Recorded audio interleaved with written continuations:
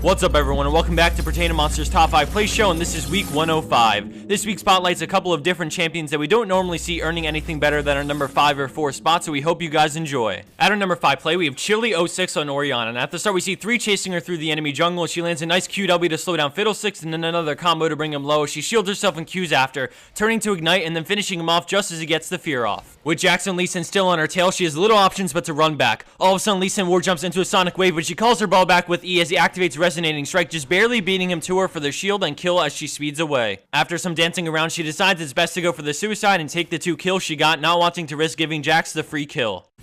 Coming in at 4th place is WSD Shoink on Cho'Gath, and we can see that the enemy team has doubled their kills and his team is putting up a flimsy attempt to save their tower. Once the tower falls, the fight breaks out and blue team is getting crushed, so they back off. All of a sudden, Cho'Gath sees a great opportunity and turns with a feast on the Ahri, shutting down their AP carry. He then switches to Shaka with an ignite and auto attack, and despite his deceive, he picks up the double kill. Now left in a 3v1, he turns and lands a triple feral scream to silence all 3, and then he uses Rupture to get the instant quadra kill, and thanks to the slow from Rupture on Ashe, he can easily chase her down for the pentakill and ace, despite being down by 18 kills.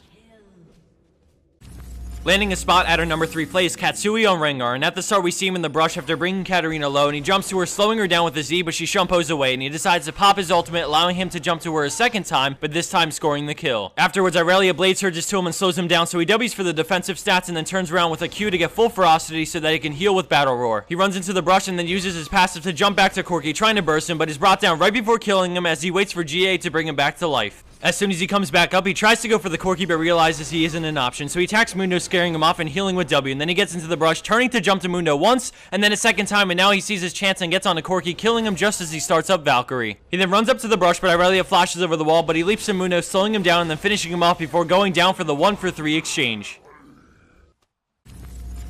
For second place spot for this week, we have Lick 3 Pwns on Syndra, and at the start we see both teams clash in mid lane as Ezreal ults him and Syndra uses Dark Sphere a few times as they move as a unit back towards their tower, and all of a sudden she turns and ults a Jace, finishing him off. She then moves back for a second and lines up a beautiful stun, hitting 3 as she kills Mordekaiser and then follows it up with a W for the double slow on the retreating team, which allows for the triple kill on Amumu. So in a crescendos and Shen taunts as the enemy Akali tries for one last desperate attempt, but they both end up falling to a single force of will for the pentakill.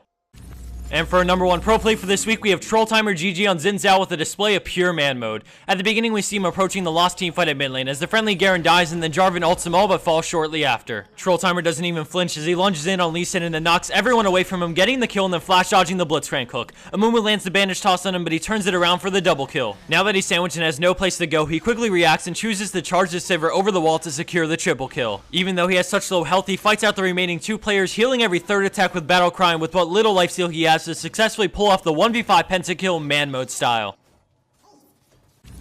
And for the bonus clip of the week, we have Yard's Timmy playing Singe for purple team. Just as a heads up to all, we will not be doing a video this Friday because both Brandon and I will be traveling to spend some time with our families for Thanksgiving, and we appreciate your understanding because we don't see them often. I truly hope everyone has a great Thanksgiving week if it's something you do, and if not, just have a great week in general. Thanks for watching everyone, and I'll see you back here next Tuesday, a week from today, for episode 106 of our League of Legends Top 5 Plays.